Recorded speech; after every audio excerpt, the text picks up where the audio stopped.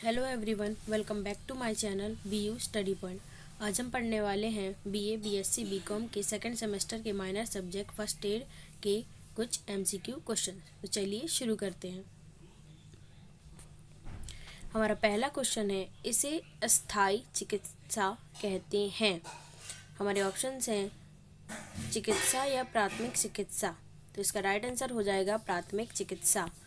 ये स्थायी नहीं, अस्थायी चिकित्सा होती है। इसमें प्रॉपर ट्रीटमेंट नहीं होता है, डॉक्टर्स नहीं होते हैं, जो एक अब नॉर्मल तरीके से दे दी जाती है, जैसे ज़रूरत है बहुत ज़्यादा तब, इसीलिए हम इसे अस्थायी चिकित्सा कहते हैं। चलिए हम क्वेश्चन नंबर 2 पर चलते हैं। लू लगने से चेहरे का रंग कैसा हो जाता है? पीला, हरा या नीला? तो लू लगने से जो चेहरे का रंग है वो पीला हो जाता है। क्या हो जाता है? पीला। अब हम अपने नेक्स्ट क्वेश्चन पर चलते हैं। डसे स्थान पर लगाते हैं, हरी दवा, लाल दवा, काली दवा। तो जब किसी को कोई जीव डस लेता है तो उसे लाल दवा दी जाती है, लाल दवा। तो उसके डसे हुए स्थान पर लाल दवा का उपयोग किया जाता है। हम अपने नेक्स्ट क्वेश्चन पे चलते हैं। लाल दवा का साइंटिफिक नाम क्या है? जो लाल दवा जो कि डसे हुए स्थान पर लगाई जाती है, जब किसी मानव को या किसी ह्यूमन को जब कोई जीव डस लेता है जिसमें जहर होता है तो उसे लाल दवा दी जाती है। तो उसका साइंटिफिक नाम क्या होता है? KMNO4, KMNO8 या KMNO3? तो इसका राइट आंसर हो जाएगा KMNO4। क्या हो जाएगा? KMNO4। चलिए हमारे नेक्स्ट क्वेश्चन पर, क्वेश्चन नंबर 5। बीमार व्यक्ति को कैसा खाना खाना चाहिए? तला हुआ या सादा खाना? तो इसका तो राइट आंसर हो जाएगा ऑप्शन नंबर बी। ये तो कोई भी बता सकता है, ये तो सीधा सीधा आंसर है कि सादा भोजन ही खाना चाहिए जो बीमार व्यक्ति है। तला खाएगा तो और बीमार हो सकता है। चलिए अब हम अपने क्वेश्चन नंबर 6 पे आते हैं। ABC में से बी का अर्थ क्या होता है? बैंडेज, ब्रीथिंग या बंडल? तो ABC में से बी का अर्थ होता है ब्रीथिंग। ऑप्शन नंबर बी जो है वो हमारा करेक्ट ऑप्शन हो जाएगा, ब्रीथिंग। और इसका फुल फॉर्म होता है एयरवे, ब्रीथिंग और सर्कुलेशन। तो इसका फुल फॉर्म हो जाएगा एयरवे, ब्रीथिंग और सर्कुलेशन। चलिए हमारे नेक्स्ट क्वेश्चन पे चलते हैं। Question number 7। विश्व प्राथमिक चिकित्सा दिवस कब मनाया जाता है? 9 सितंबर को, 25 सितंबर को या 8 सितंबर को? तो हमारा राइट आंसर हो जाएगा ऑप्शन नंबर सी, 8 सितंबर को। 8 सितंबर को जो है वो विश्व प्राथमिक चिकित्सा दिवस जो है वो मनाया जाता है। चलिए हमारे नेक्स्ट क्वेश्चन पे चलते हैं। Question number 8।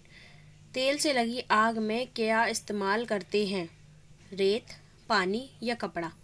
तो तेल से लगी आग में जो है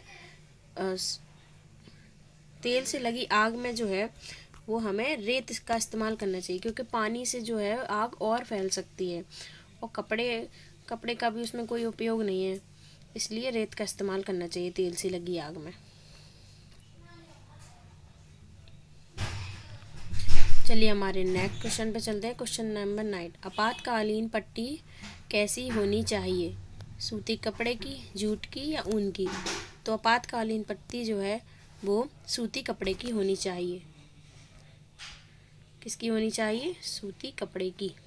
ऑप्शन नंबर ए जो है वो हमारा राइट आंसर हो जाएगा। चलिए हम अपने 10th क्वेश्चन पर चलते हैं। फर्स्ट एड बॉक्स की सामग्री इनमें से क्या क्या है? दवाएं, मास्क, थर्मामीटर। तो ये सभी फर्स्ट एड बॉक्स की जो सामग्री हैं, तो इसका राइट आंसर हो जाएगा ऑप्शन नंबर डी, सभी। चलिए अब हम अपने नेक्स्ट क्वेश्चन पर चलते हैं। अगर आपको मेरा वीडियो अच्छा लगता है तो इसे लाइक कीजिए और मेरे चैनल को सब्सक्राइब कीजिए। Thank you. चलिए नेक्स्ट क्वेश्चन पर चलते हैं। 11। जख्म कितने किस्म के होते हैं? 3, 4 या 6? तो जख्म जो होते हैं वो 4 किस्म के होते हैं। अब हम हमारे नेक्स्ट क्वेश्चन पर चलते हैं। Question number 12। ड्राई बैंडेज कब इस्तेमाल करते हैं? रक्त रोकने हेतु, दर्द रोकने हेतु या दोनों? जो ड्राई बैंडेज है या फिर पट्टी कह सकते हैं हम, जैसे उसे हम रक्त को रोकने हेतु इस्तेमाल करते हैं, जिससे रक्त का जो स्राव है वो रुक जाए। मैंने आपको ये तो बता दिया कि जख्म कितने प्रकार के होते हैं, लेकिन मैंने आपको ये नहीं बताया कि वो कौन कौन से होते हैं। तो चलिए जानते हैं कि जख्म क्या कौन कौन से होते हैं, जो 4 प्रकार के हैं।